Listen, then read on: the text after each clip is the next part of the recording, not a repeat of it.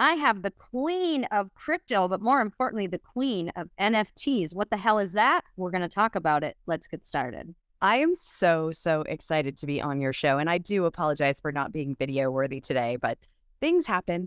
I am a crypto native, I would say. I got my first Bitcoin in 2009. I was doing startup consulting and I was asked if I could be paid in Bitcoin. I'm like, what's Bitcoin?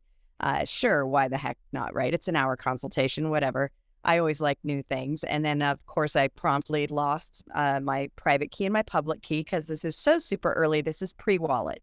Like this is you go to the terminal server and type the thing in and boom. And yeah, 2,500 Bitcoin is gone with the wind. You can do the math and cry for me, but I just try to put it out of my head and say, I'm going to make it on something else. So 2012, I got back into doing blockchain type stuff. So I'm less about trading and investment and more about functionality. In 2015, I started the world's first crowdfunding platform for reality TV and talk shows. And we launched our first nationally broadcast talk show from idea to on national broadcast in 90 million households in 4 months. I've been doing startup consulting around the world. I advise hedge funds and family offices on how to do due diligence and compliance in blockchain, like where to start their companies, what companies to invest in to do the analysis. And I currently I have a naughty dating app for good girls that gets women laid by putting consent on the blockchain. And then I currently work with a number of platinum selling Grammy winning artists to create community using NFTs. And I am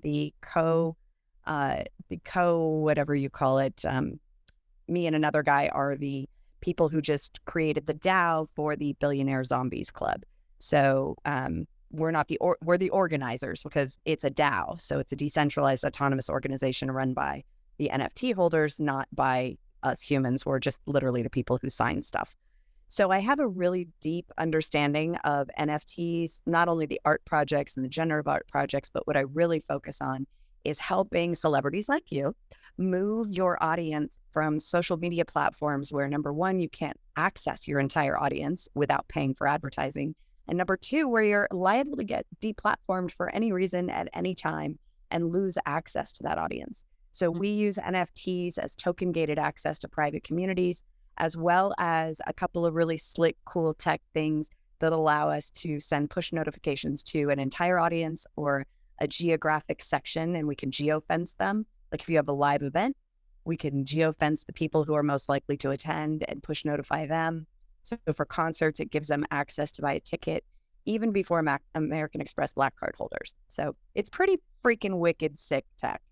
It's so cool. And so I'm gonna have you go back and I want you to dumb Bitcoin down for Dumb Bitcoin me. down? Well, explaining it, meaning Oh, okay. I don't understand what blockchain is. I'll be honest. I don't understand any of it. I had somebody explain NFTs to me 3 or 4 weeks ago.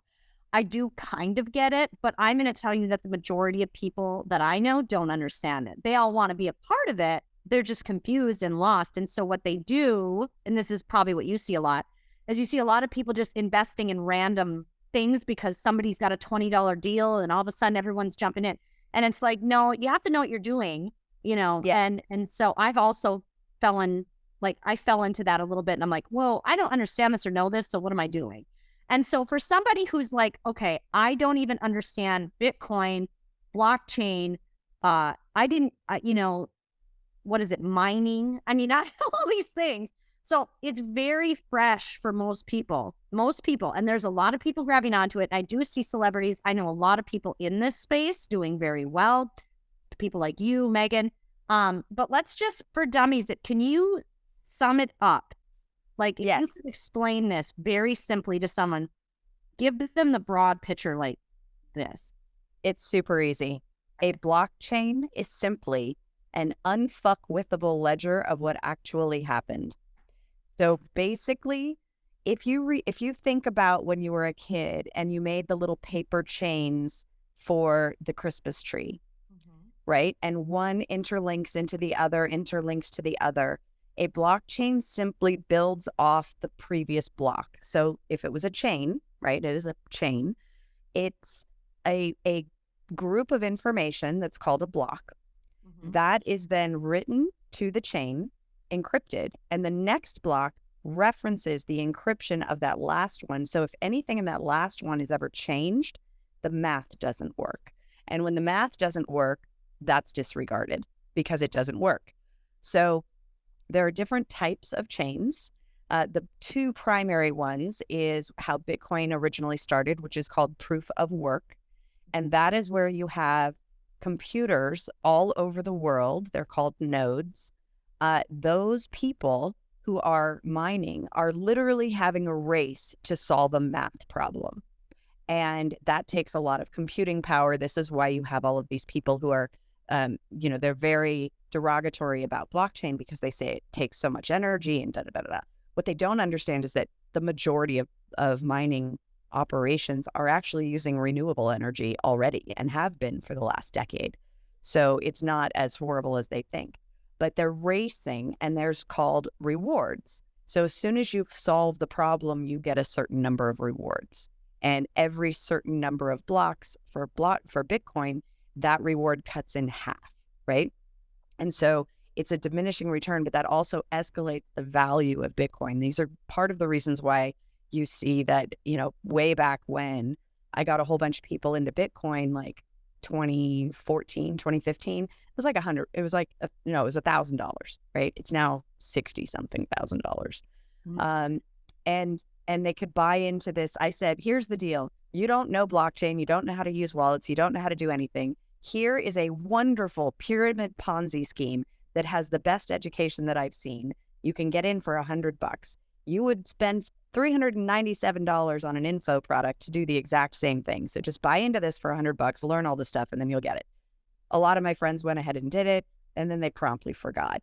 And then they go log back in, and it was literally a pyramid Ponzi scheme. They log back in like 5 years later. They're like, oh my God, I have like 4 Bitcoin. I'm like, you're welcome. Where's my commission? Because they got in for $100. So then the other consensus, it's called a consensus mechanism, right? And matter of fact, I will send you the best YouTube video I've ever seen that explains blockchain. Okay. And it's only a few minutes, but it's really quite clever. The other one is proof of work. So with a proof of work blockchain, that means that you have to have a certain number of tokens. So you're basically staking your reputation and your wallet on the fact that you're not messing with the blockchain, that you're doing everything correctly. So these are called validators. And you purchase a number of tokens, you get what's called a master node, and then you become one of the people that verify. And it randomly selects the verifiers. The verifiers verify the transaction, and then it moves through. And then they all get rewards for maintaining the blockchain.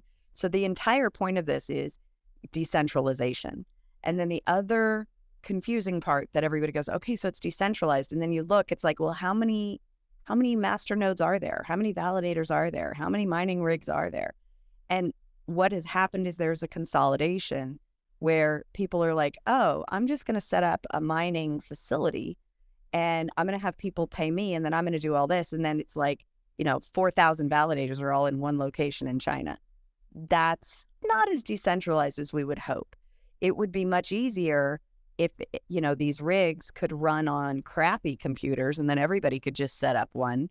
So there's new things like helium, and it's hard. The wait list is like 6 months to get one of these, but it runs on a $400 Raspberry Pi. So it's like $700 to get one of these rigs, which is super cheap, less than a laptop, or at least a decent not a super crappy laptop. And you literally plug it in and it works. And it starts creating a mesh network for decentralized internet. So I'm confusing your audience, and I apologize. No. Basic, It's but good. It's good. there's so many rabbit holes to go down. So the first thing is to really look at, how do you want to participate in the decentralized economy? Do you want to create a project, right? Like one of the projects that we're working on is a smart IID. So it's a sovereign identity. If you look at the internet, people log in with the Facebook app all the time. But as we know from the past few years, Facebook is, implemented like AI to the point where my girlfriend early COVID posted a link for everybody who was like getting frustrated and locked down to 12 virtual museum tours. It was actually a really sweet post. And they banned her for 30 days. Now, no human banned her. The AI banned her, but she got banned, which means she couldn't use that Facebook login anywhere on the internet. Right. And this is really actually a critical risk for senior citizens because they use that Facebook login the most. They have one login. They log into Facebook, and then they use the Facebook login everywhere all over the internet. So when they get locked out, they get locked out of their lives. Yeah. So the critical thing that we're doing with this ID is proving the liveness, the likeness. This is the real human being. And then there's a whole bunch of other things that it can be done, like to log in and things like that. But the key piece that I was doing for that was for my dating app, which was called Lolly. Then we got trademarked infringed. Now it's called Smart Dates, and cross your fingers, it'll be out next year. But for that, the biggest risk in dating apps is bots, ghosts, people who have either signed up for an account and never came back, or the actual platform scraped somebody else's app and then pulled all those people in, or they bought a list of 5 million users and imported them, and those people don't even know they're there. And then the scammers and the predators. So those are the key things that you want to avoid. Well, using this ID, this is this person, and it's verified that this is this human. So that eliminates a lot of those issues. And we're putting it into a number of different apps, like, last minute beauty bookings and restaurant reviews and all sorts of other things. So it'll really be very consumer friendly. And people go, well, I can't get into blockchain because I don't understand it. And I go, well, you don't know how email works either, and you use it every day. So that's not an excuse. I like that. I think it's really important. You went through a lot of information. We'll break it down a little bit and talk about fun stuff too. We're going to talk, not that this isn't fun, it is, but we'll talk about the dating app a little bit more. That's fun. It's very fascinating, but on a serious note, people need to be paying attention because the inflation is skyrocketing, and the Fed is going to go bye-bye.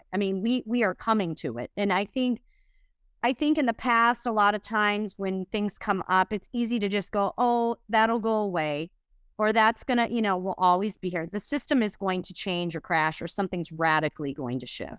And you want to be knowledgeable, at least to understand what we're talking about. And so that's my biggest goal, is just to have an understanding, even as a childish understanding, to just go, I get it. You know what I mean? So I think it's important for our viewers and our listeners to be like, okay, she broke some of that down. I get some of that. You don't have to understand everything. I like it. You just said email. It's smart. Like, no one knows how that stuff works. No one knows how the internet actually runs behind itself. Maybe some people do, but most of us who use it don't. The scary thing that's happening, though, and why this is so important, let's talk about fraud.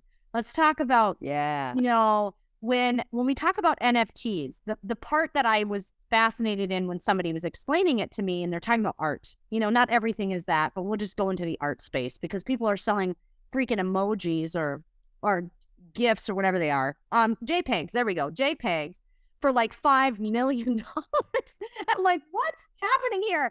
And my friend explained it's art. Like, think about owning it and where you own it. I'm like, okay, I'm kind of grasping it. So it's important because when we die, they can take everything from us. We don't, our identities, everything. Like, what do you actually own? We have to give the government back all these things. We get taxed. We do all this stuff. So let's just talk about, security. Let's talk about why this is important. My favorite topic. Okay, so first of all, autonomy and sovereignty. You should own your stuff. This is the one really critical thing that people don't understand is if you don't own your keys in crypto, you don't own your stuff. If they go to my website, wowisme.net, and scroll down, there's a PDF that I have on there that they can just put their email in and get it. And it's the crypto security wallet worksheet. This is because even I, as an OG, have lost access to my wallet for 2 days. I freaked out because it was my company wallet, so it had everything in it. And you need to know all these things about security. One of them is you don't use your Apple ID. Like, I got SIM jacked in Heathrow Airport. My Apple ID is literally my porn spam inbox. So they went and programmatically tried to do password resets on every exchange on earth, trying to steal my crypto, but they couldn't get it because none of my accounts are with that email address, right? So you have Proton Mail is great. Have an email address over there.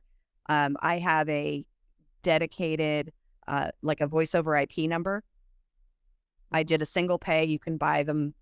I bought mine on AppSumo. It's called Hushed. It's not even in my city. It's not my same area code. It's nothing associated with me.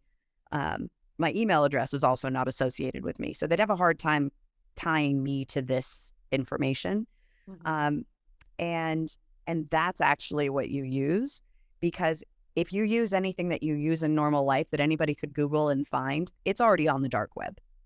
Everybody's information is on the dark web. So you need to create something unique and different in order to play really well in this arena. So there's a difference in your wallets between custodial and non-custodial. Most consumers, mainstream consumers who don't know anything, they open up a Coinbase, yada, yada, yada. That is called a custodial wallet. Now, it is custodial. However, it's better than Robinhood. So Robinhood is great for stocks. That's how it was set up, right? But when you buy something on Robinhood, you can't actually exchange it. You have to sell it and then buy something else. Why? Because you don't own it at all. Robinhood owns it. And in your account, you basically are given rights to what they own. So it's not the same at all, right? At least on Coinbase, you can have a sovereign Coinbase wallet where you can move everything over and you do have your keys. But those two are like the onboarding for normal people. And I'm not a fan. I do like Kraken. Okay. And then the easiest way, and this is if you are interested in trading, this is my favorite one, is crypto.com. You download the app, you verify, boom. And then let's talk about investment strategy. I think this is the number one thing that everybody needs to think about because it's different for everybody. Yeah. What is your Vegas money number? So close your eyes, fantasize. You have just had the most amazing weekend in Vegas. You've seen shows, you've had great dinners, you've gone to parties. You're just like on cloud nine. It has been absolutely amazing. You're on your way to the airport. You got your luggage. You're walking through the casino floor. You see the craps table. What is that number for you that you would throw down on that craps table, roll the dice, and whether you win or not, you still had a great time. You're not stressing over it. If you lose it, you're good. And you just walk out, hit it, get in your Uber and go to the airport. What is that number for you? Everybody's different.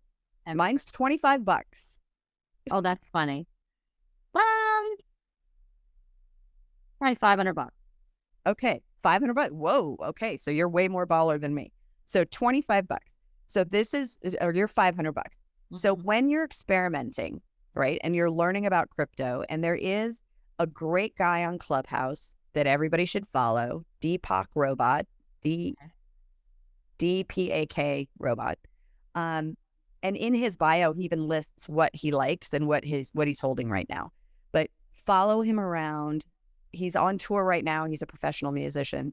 But when he's in rooms, like, just go dive in. He is like one of the best technical analysts. He used to be in the industry. That's why he's so good.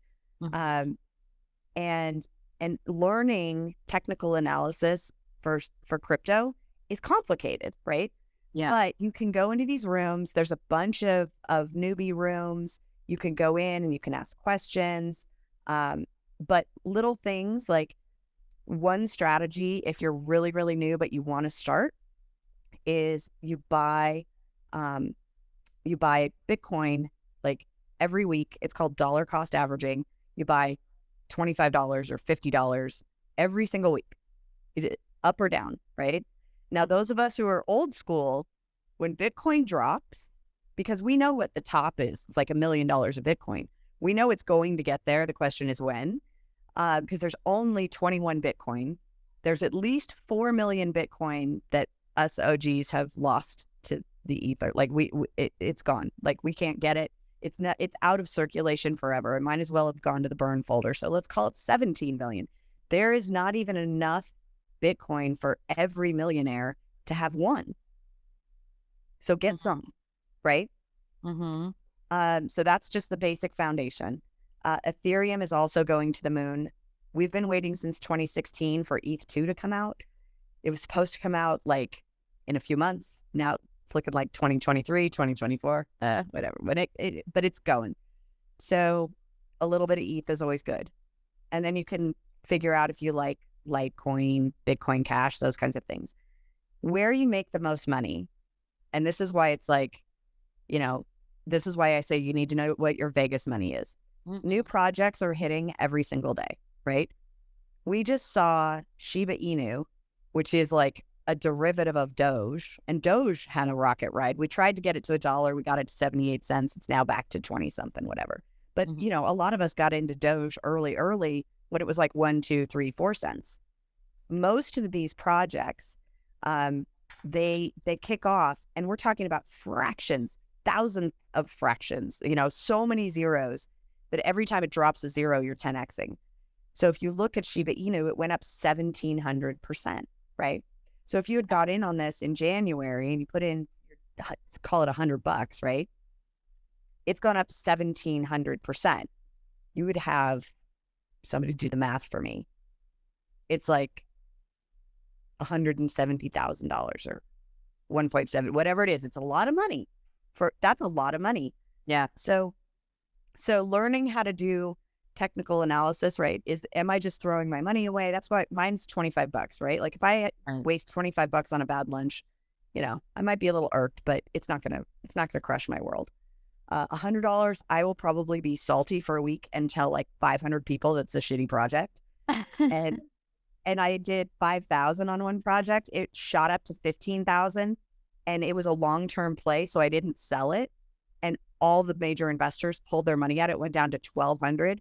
I was the biggest badmouther until it went back up to 5,000, and then I sold it, and because I was so salty. Now, had I left that 5,000 in there, it would be 20 now.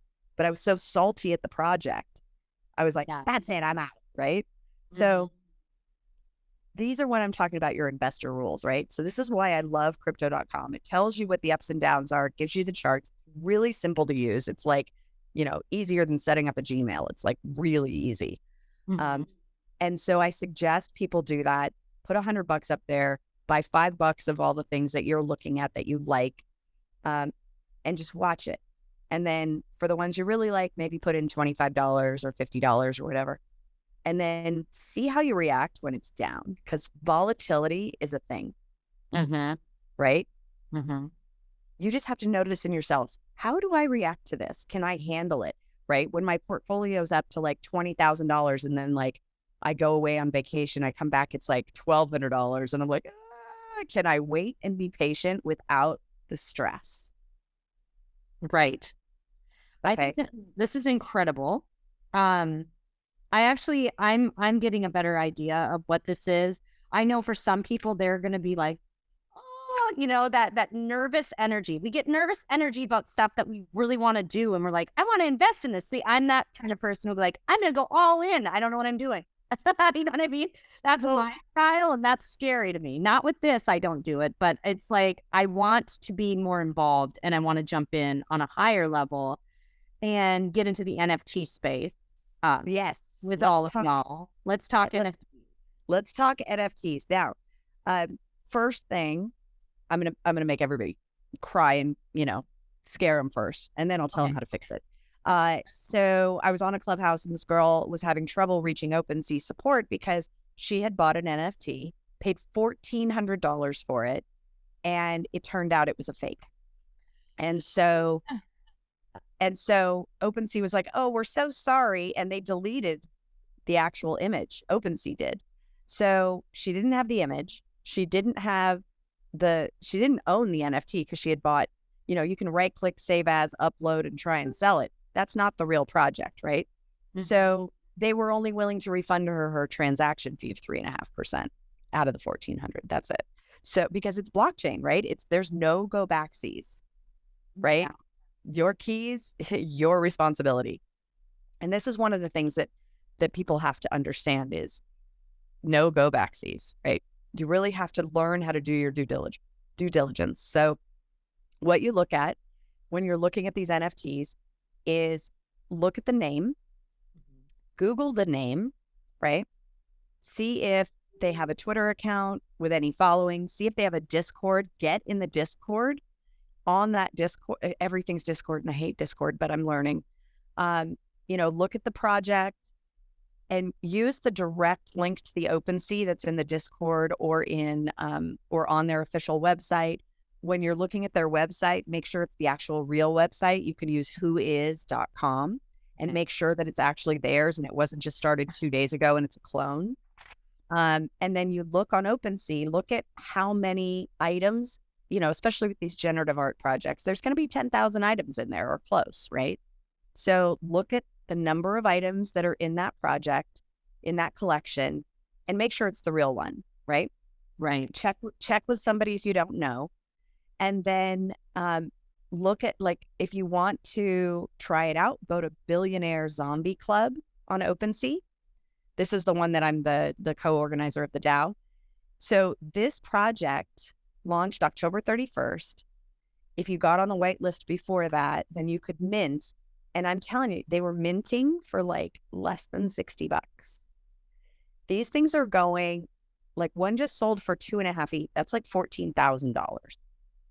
So how you evaluate these projects to buy as a buyer is you look at, how engaged is the community? Do they have a roadmap to do something other than cool art? So that's a JPEG with a serial number. Well, is it art? Is it Beeple? Is it like Crypto Pills? If you look at Crypto Pills, my other favorite project, Misha Klein is a famous artist. He just won NFT Artist of the Year at NFT.nyc. And he's been around for decades. He is a famous artist. And like the Pill Man was in Eminem's concert tour and in his music video, like it's a thing, right? And the artwork is spectacular, right? So look at the quality. The other thing you have to make sure you're not getting confused about is it a derivative project or is it the original project, right? Because a derivative is always going to be less valuable. Right. So make sure you have the right one. And then do you like the community, right? Some of these communities, they're just cash grab, right? They're not in it for the right reason. So you're going to have to pay real close attention to see when they do the pump so you don't miss the dump and get stuck with it. I like that. That's good advice. No, seriously, it's fabulous advice because there are a lot of people who are fresh into crypto NFTs and it's very easy to get burned, in anything like this, and they need to have the right knowledge. And that's where I'm always like, I'll throw the $500 down on the crap table, but with this, it's very different. And I've always been very cautious. And I've jumped in a little bit, lost money. It is what it is. When you go in on certain things, that you're kind of gambling, not with everything, but with what I did. I was like, I don't know if this is going to work out. Exactly. And again, I learned that way. Like, okay, I crash coursed in. It didn't work out. Now I have to kind of go back and retrace my steps and learn from them. And so I take it slow on that level.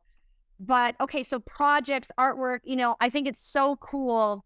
I've been explained a lot of things, with the projects and how, buying concert tickets. And I think a lot of people are going to be going on a crash course very soon. The whole world will be, because we are coming into a decentralized world and this is happening. So I think people have to just buckle up and realize you're going to have to learn this like we had to learn the internet. Like when you first start, and you're like doing all that, getting the money to convert. I'm like, what is happening? Exactly. So I'm an OG, and in 2017, my friend's daughter was like deep into CryptoKitties, deep, like hard freaking core. She had a couple hundred of those puppies, right? Yeah. And she was breeding them all the time.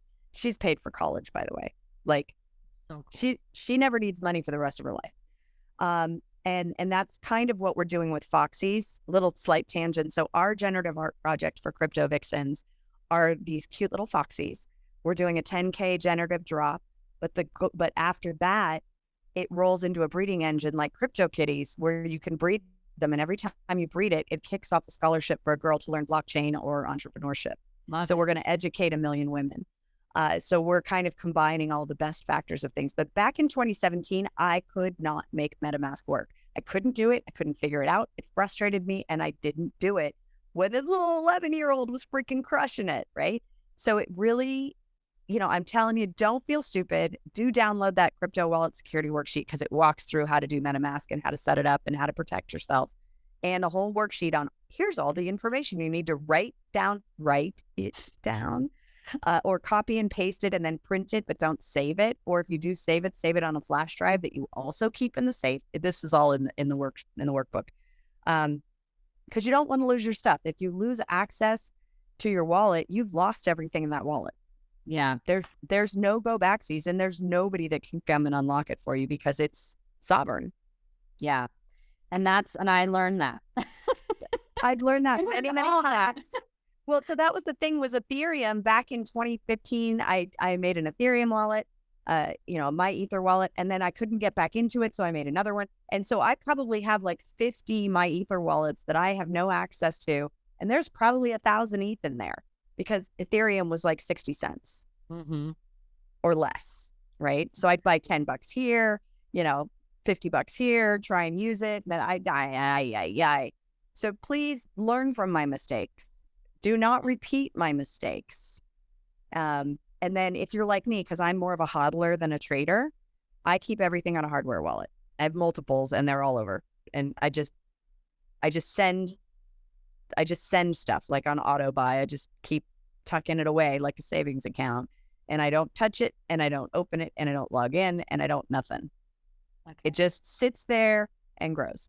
Right. So if you're capable of doing that, and it does come in handy for a rainy day, although I'm kicking myself because I sold 10 Bitcoin at $3,000 a Bitcoin in early 2020 because all of a sudden everything crashed. 60 conferences canceled. My income stream went like, whoops, we're done. And I was trying to keep my startup going. So I was self-funding.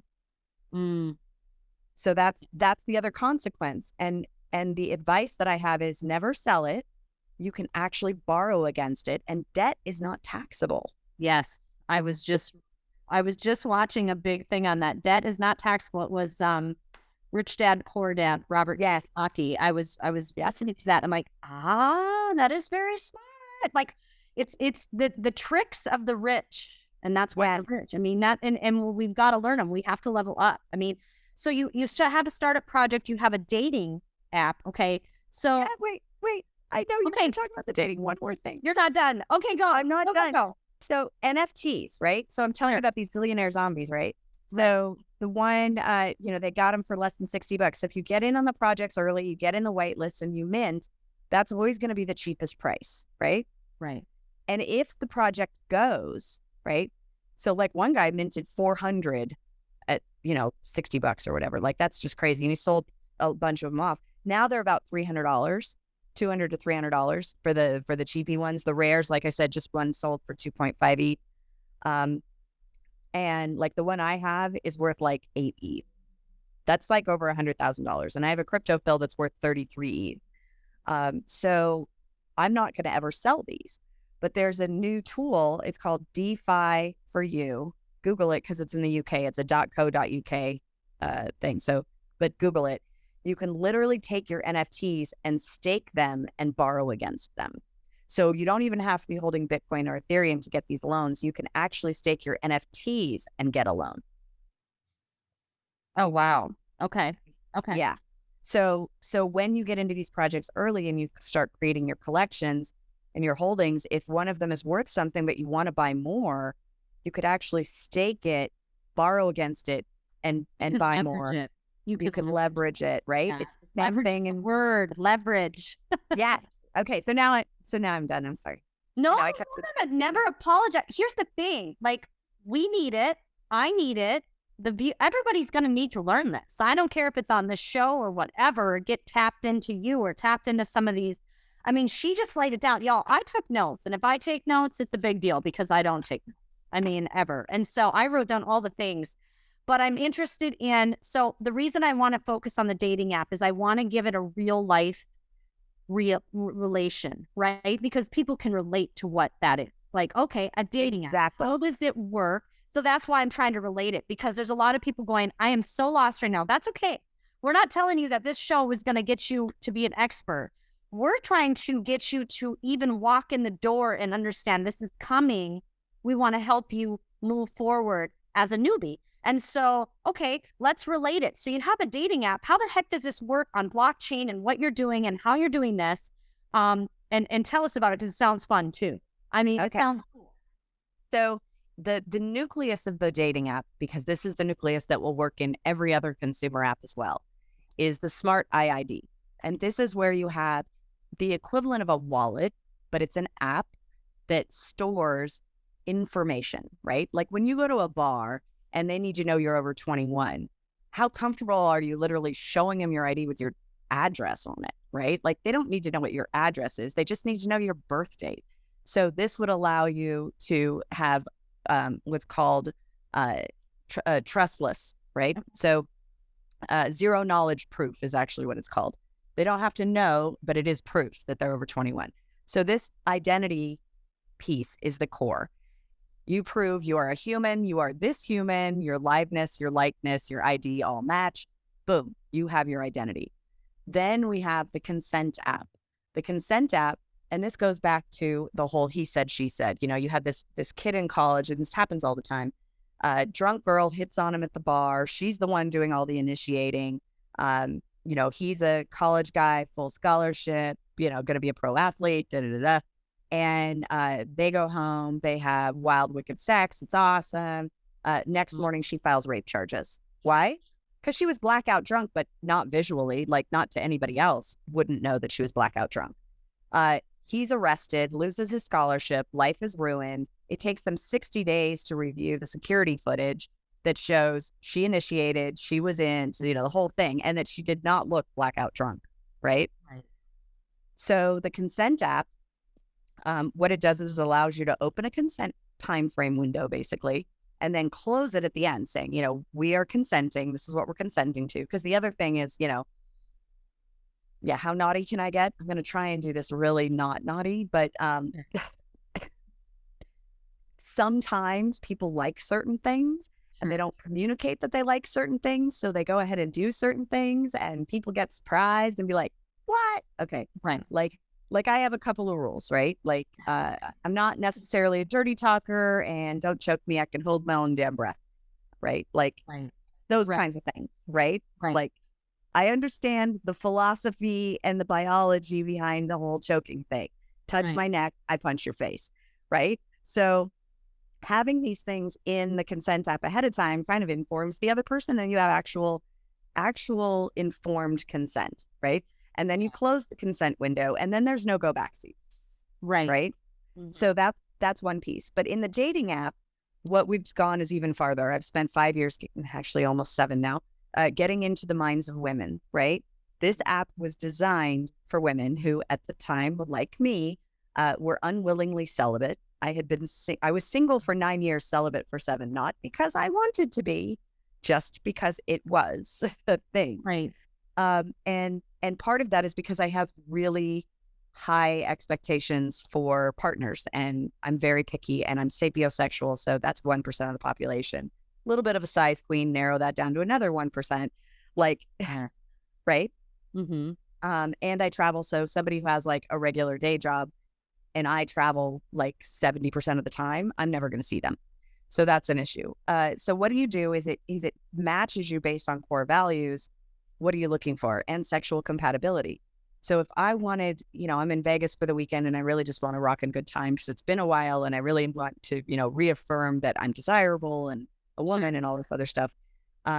My options, this actual app was envisioned at 2:00 in the morning in a Las Vegas hotel room when my roommate was out on a Tinder date, clearly getting laid, and I was home alone, horny, and had no solution to my problem. Now I could have gone down to the coffee shop, Sure. like scraped over the dregs of the leftovers as the bars were getting out and like took my chances. But I went through all the apps and, 2 o'clock in the morning, everybody's already asleep or hooked up. So like nobody was answering it. And I thought to myself, there's 15,000 people in this hotel. There has to be somebody awake and compatible. Sure. So that's how it all started. But the idea is to remove every unworthy notch from your headboard, right? If you're going to do it, it should be worth it. And then when I put this focus group together, one of my advisors, he was just, I mean, he's a Christian. So he's like, you can't do a sex app. You can't do a sex app. You can't do a sex app. Beat me up for like 6 months. He's a big brother. So he's allowed to beat me up like that. And I'm like, fine, I'll do a focus group. And I did a focus group. And what I did find was that the majority of women actually want long-term love. Now, 3 or 4 times a year, they may actually go, I really just want to get laid. But mostly they want long-term love. So we came up with this thing called a heat index. You set it at 5, that's compatible. You're going to have a rocking good time, but they're not long-term compatible. So they're good for, a weekend or a week or a little vacation or, short-term. If you set it to an 8.5 and above, that's somebody who's actually marriage material compatibility, right? So we did that. The blockchain piece, here's the really cool part. So with the consent app, when that consent gets logged, when the consent window gets opened, it's listening and you have safe words. I'm also trying to move some of this vernacular of the alternative lifestyle into the mainstream because it's actually very effective for transparent communication. Right. A safe word is like, I'll stop, right? But in your compatibility profile, you can have yes, you can have a soft yes, which means maybe, I'm curious. Mm-hmm. You can have a hard no, which is like, yeah, I'm never doing that. So, yeah. Right. And then we bucket you into ice cream flavors. So if I say a rocky road and a bubble gum don't go together naturally, you kind of instinctively know that I'm right, but you don't have to understand the naughty underlying reasons why, which would be I would never put a dirty talker in bed with somebody who needs a mind reader because the minute that he says, and yes, it's usually him, says something dirty, not naughty. We like naughty. Naughty's kind of exciting. Dirty is not, right? I'm sorry, I'm not a slut whore. Like, that's not a thing. Those words leave your mouth. I am literally getting dressed and leaving. And somebody who needs a mind reader is really not comfortable communicating their wants and desires, right? So they say something dirty. She's now dried up and uncomfortable and trying to escape. Right. That's not going to be a good match. And that's a key thing, right? So most people, I majored in sex ed, most people don't know how to do the filter system when they're doing the communications. One of the things that I've done is I went on a whole bunch of dates. I mean, like a lot. And on one date, and I worked with a woman who teaches the NSA, the FBI, and the CIA their body language and interrogation techniques. So I have this little fun technique. I use certain keywords that are very from the alternative lifestyle. Yeah. On purpose, just to see if I get a micro expression or a reaction, or if they even know what the word is, right? I'm literally opening every door to every kink to see which doors they walk through. Everybody has their own kinks and quirks. As long as they match, there's no big, right? Right. So I use this technique, and I'm wearing a very conservative, a blue little frilly, flowery shirt, undershirt with a very conservative Armani suit with baby fishnets and patent leather peep toes. So that's the other thing. The baby fishnets, patent leather peep toes, that'll open like 50 doors right there. Mm-hmm. But I'm completely covered from neck all the way down. And within 15 minutes, he confessed that his favorite thing is girl on girl and watching them pee on each other. Okay. It's very effective because he was a former pro basketball player. And no, that was not a match, right? Right. Being able to discern whether this person is a match or not in 15 minutes is a skill, right? Right. Our app basically does it for you. I love and then the other thing that we do, which is really cool that nobody else does, is we use a ton of neurolinguistic programming because many women feel shame about their desires, and they shouldn't, because like 99% of the time, what they desire is actually pretty popular. Mhm. and they don't know how to express it, but they also, that shame keeps them from opening their mouth. So we use a lot of things in there to remove the shame. And then once you're coupled, it's like, say her thing is like, you nibble on the side of my neck Mhm. from behind, and like my panties are going to drench. Well, he should know that. So we're working on this content system where it can, in the newsletter, it's actually customized. So it'll say like, like 10 G-rated turn-ons you should try tonight, I love right? Because everything. So for a woman, you know, and I found. So I was dating. I was on Match. I was trying to date, and I found this guy on Match.com, and he's beautiful, successful, wants to get married, super intelligent, freaking hot. I mean, like I do love me some abs. Let me tell you, like hot. But at the Yeah. back of my neck, like little hairs were standing up, and I'm like, there's got to be something wrong with this guy. Like he's too perfect. And so here's a fun technique for anybody dating. Right click and search Google Images for that image. Yeah. Well, I found that image on Adult Friend Finder, which I had never been on before. And I found him, and it was him. And he was a member of two different groups. Please come fuck my wife. So he had been cuckolding other husbands for years, and he wanted to try the other side of it. So he needed a wife. You can see how the dating profile didn't match the Adult Friend Finder profile. Now, the Adult Friend Finder site, it's actually the most honest of all the dating sites because they just lay it all on the line. Like, this is what I want, Sure. right? But as a woman, when you log in, you're bombarded by a wall of cock shots, and it's like, oh, I gotta run. Like, I'm sorry. That is not how we decide, right? No, it's not. Style. And it's so funny because I wish a lot more men would understand that. I'm like, this is not gonna work. It's not going to work. It's not going to work. And so, we want, like, if you do not have joy effervescing out of your eyes when you're smiling, that's not a real smile, right? So we actually care more about your soul and your core values and all of these other things. I mean, honest, as much as I say my type is Brad Pitt and Thelma and Louise, um, Yeah. uh, I have realized, and I have dated some of the smartest men on the planet who, if you had to judge them on a scale of 1 to 10 looks wise, you'd probably say, 3, maybe 4, right? That's so low on my list of requirements that one is optional, Mhm. right? That's optional. I care about personality. I care about heart. I care about intelligence. I care about sense of humor. Yeah. All of those things, like looks, as much as I am attracted.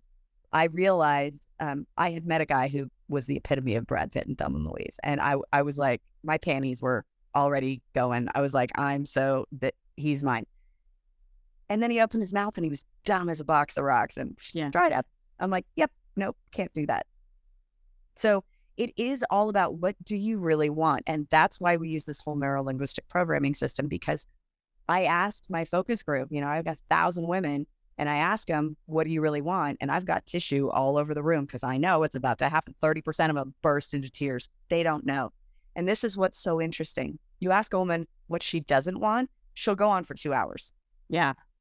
I mean, with descriptive, like nuance, like she knows exactly what she doesn't want. The problem is she's focusing on what she doesn't want. Therefore, that's all she's seeing. Sure.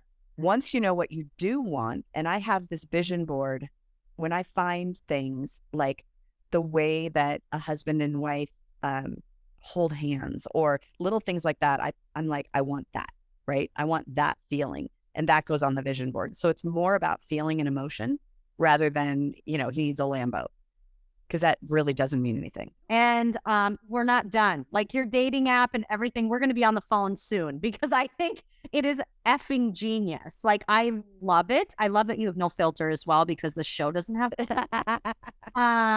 I come with a warning label. no, it's so good. You never have to. Well, not me. Somebody apologized for swearing in a message to me, and I'm like, oh girl, like, do you not know me? Clearly, you don't because I'm a sailor. I'm a sailor. I'm a sailor. I'm going to swear. And if anyone gets offended, I'm sorry. You're not going to like me. That's just how it goes.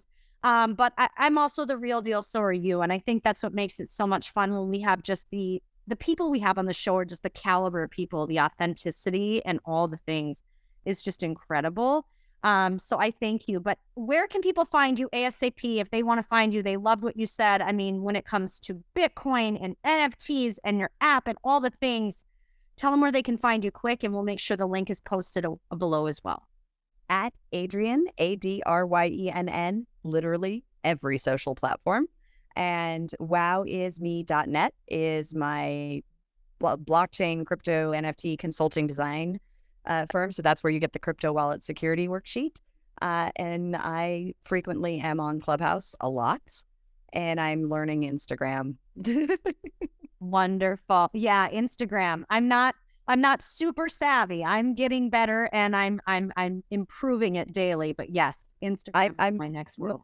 mostly Twitter and Facebook. If you send me a message on LinkedIn, I'll get back to you in a month or two. So not highly recommended. And even though Telegram is like the crypto channel of choice, I hate Telegram because I get about 100,000 messages a day. I was the #1 woman in blockchain influencer in the world in 2019.